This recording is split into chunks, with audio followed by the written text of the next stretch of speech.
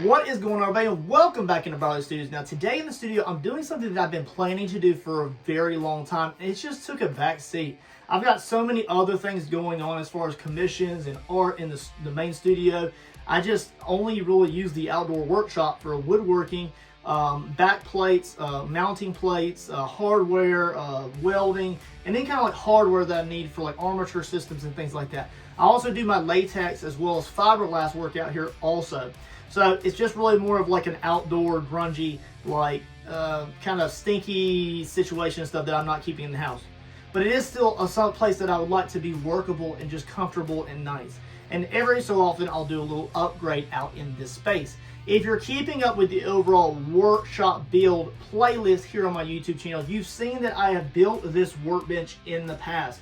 Now it is a horseshoe shaped workbench that goes all the way around. It has different depths of actual workbench depending on where you're standing. So over here, it's a lot more shallow than it is over here. It is also mirrored so that it continues across onto this stainless steel portion that I was able to utilize from an old kitchen. So it continues all the way across flushly. I also did measure the height of the workbench to be practical for the height that I am. I'm 5'7", 5'8", and this is my power zone, right? You know, you want to work in your power zone whether you're on a stool or standing up, and this is the perfect workbench height for me. And I cover that in a separate video. One thing that you'll notice about the workbench is there is no support in the front corners. I intentionally did that specifically in this corner because I really wanted to have that nice open feel in the corner. And I was able to achieve that very easily. So you would see me build the frame of the L shape without these corner support. Also, it has a nice break in the very middle. I know that I have not cut this piece of plywood in the very middle. I'll get to that eventually, but for today, I'm not really worried about it.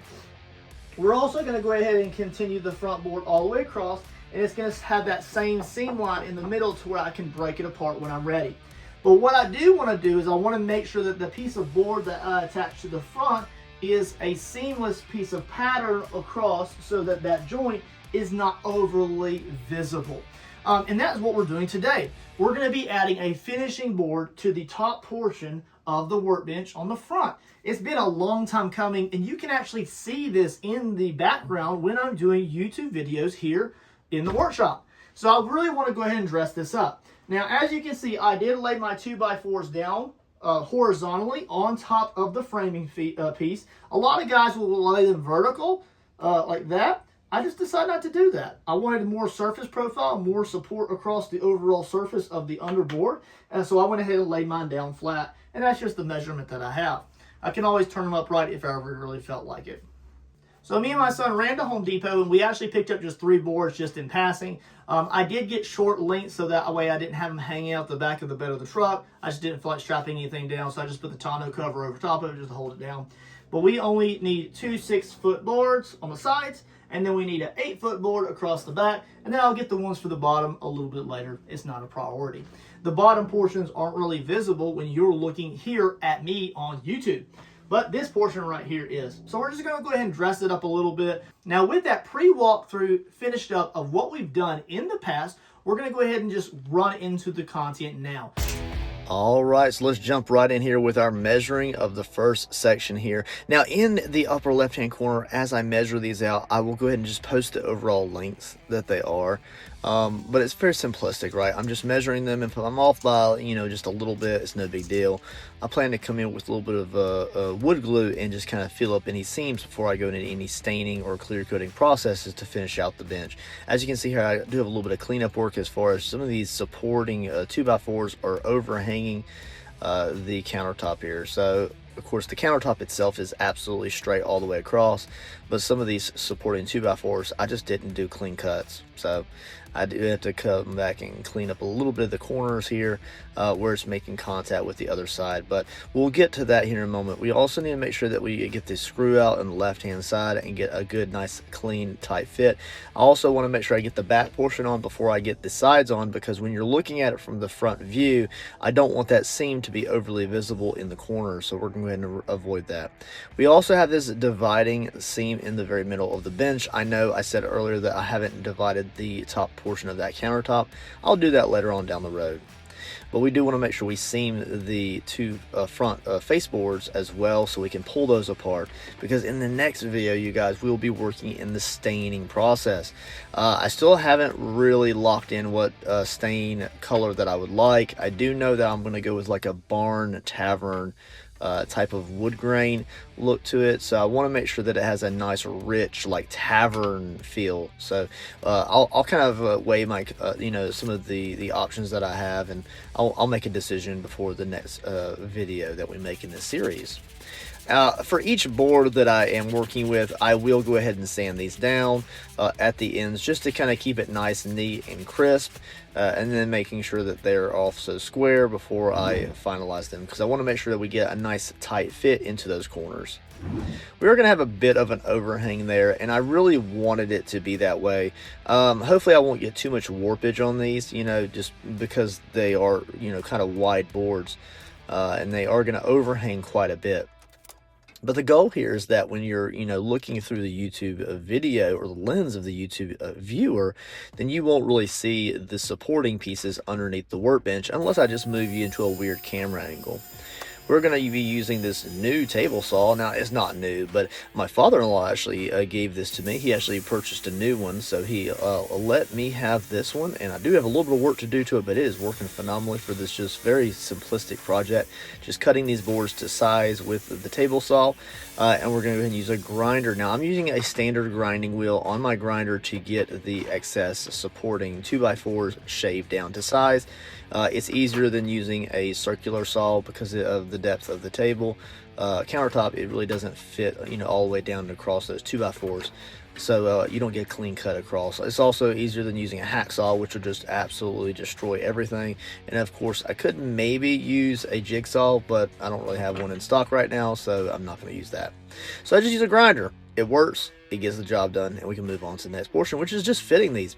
I really didn't know how much of an overhang that I wanted to have over the top of the counter here. I did decide to use my my metal right angle here, and that is an absolute perfect fit there. So we do have a little bit of an upper lip there over the counter, and that's just to keep anything that have from screws or small pieces from rolling off onto the floor. So here we are, we're going to measure up the next section here, and this is the left hand side across to the stainless steel portion. We want to make sure that it goes just up to the edge of the existing workbench there, and then from there it's actually seamed into where it's very flush to the stainless steel section there. It's really going to look good when it's all said and done, and all of this is stained out to perfection. Go ahead and mark off our measurements there. We'll use that little right angle there just to mark off the line. Now, later on in the process, I actually do find my small right angle. I was looking for it for like 30 minutes. I couldn't find it in the workshop here.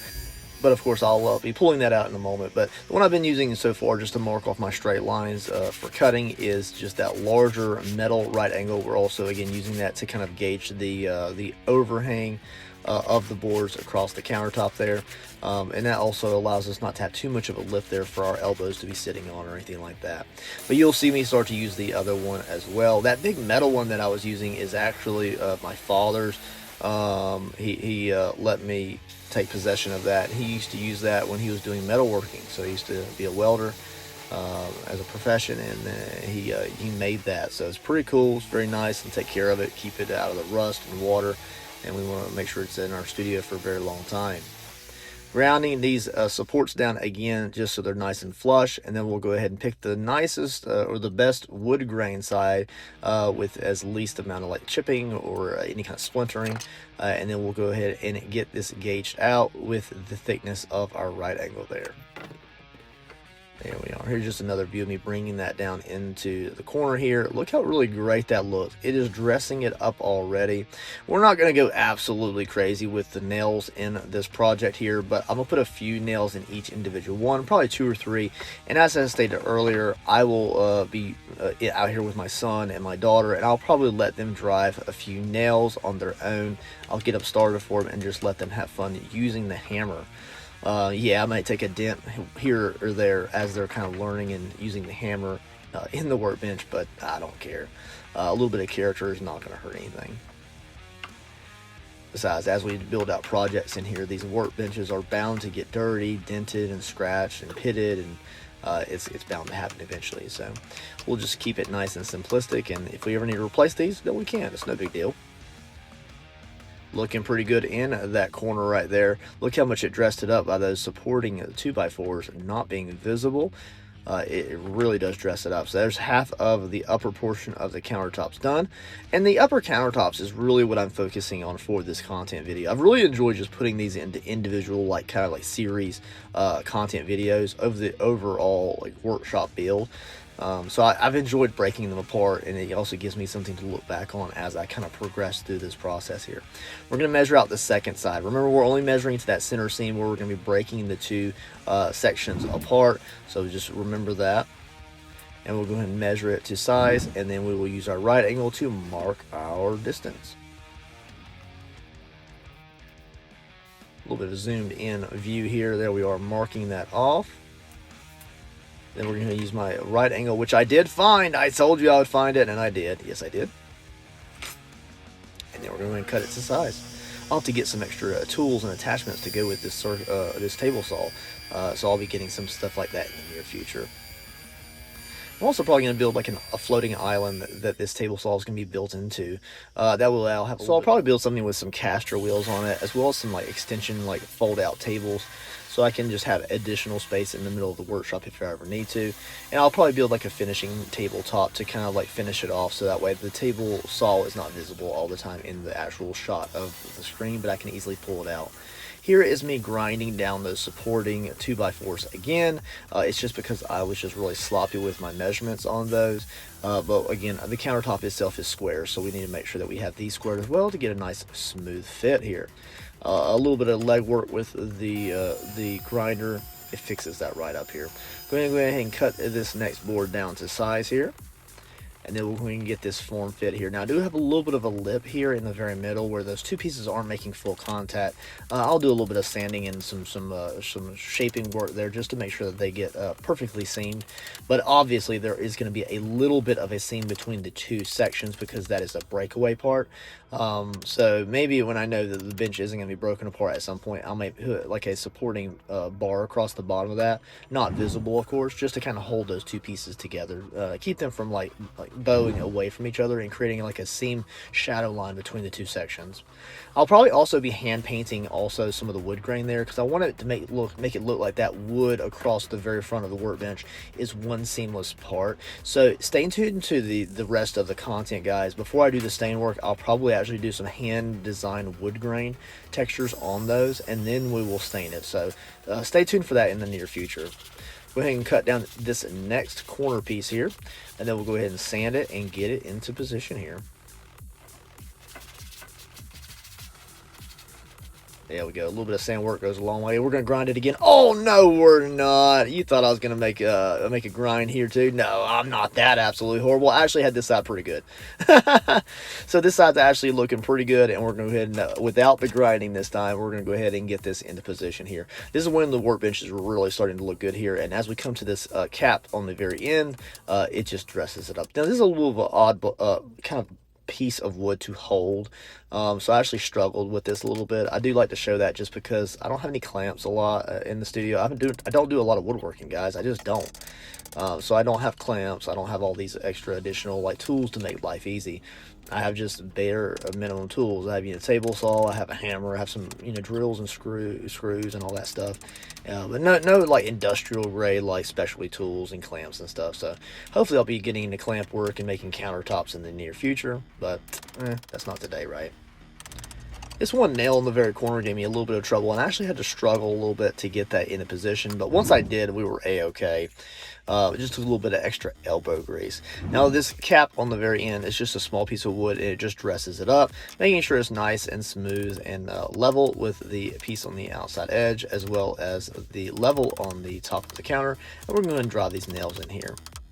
Looking pretty good. Those nails, finishing nails, aren't too absolutely visible, and I think they look really good. Here you can see a little bit of how it's dressed up here. Of course, we're going to go through some glamour shots in a moment. And don't forget, I'm going to put the ones on the bottom as well. And just like that, guys, this portion of the workbench build is kind of finished out here. Now, I'm going to hold off on posting this so that I can give you some glamour shots of what the entire piece looks like, as well as the bottom when I get that finished up. I just need to get like maybe 2 or 3 more pieces of wood I'm getting those in like 6-foot segments, and I have a little bit of extra just in case I want to do any other projects with those pieces of wood in the future. But as you can see, we did go with a 6-inch drop board width there, so we don't see the supporting 2x4s, whether it's the actual supporting 2x4s or the countertop mounting boards that go horizontally across to anchor the countertop from below. Because everything is countersunk from underneath, so that way I don't have any screws visible on the top of the counter. I'll give you some more glamour shots. Of course, I'll be able to show you a little bit more of that as we get into the kind of the staining and the sealing of it. And of course, that's going to change the entire way the actual workbench looks when it's a lot darker against the back. As you know in previous content, you know I want to go for like a tavern-like feel for this project area. So eventually I'm going to get to the foam walls, like rock walls, and we'll have like a little fireplace in the corner. But this is going to be kind of like a wood tavern, teak wood type of look. And also in this B-roll here, you can see that I'm going to go ahead and go in with a little bit of wood glue. And because I'm not an expert carpenter, and I kind of just built this a little piece as I went along, I didn't build any plans. I just built this straight from my mind into the actual workspace as I went through the process. I did get a little bit of like small cracks and gaps here and there. I'm going to go ahead and use some wood glue to go ahead and fill that in with my finger. Of course, this middle segment piece, I may not be able to fill it in completely because, again, that's designed to be broke away. I'm also tinkering with the idea of maybe coming in and just showing you how I can paint the wood grain from one board to the other, so that way you actually don't see that seam, or at least it's not as visible. I can kind of camouflage that with a little bit of painting before we even go into the staining process. I think I'll probably introduce that maybe in the next few weeks as kind of a tips and tricks under the tips and tricks playlist here on my YouTube channel. So you can kind of check that out later on down the road. I'm very impressed with it so far. Here are a few glamour shots of what it looks like up to this point. And again, like I said, I'm going to go ahead and immediately roll into just some B-roll fun clips of me just putting on the bottom portions here. And then we will kind of give you a full glamour shot of what the entire workbench looks like.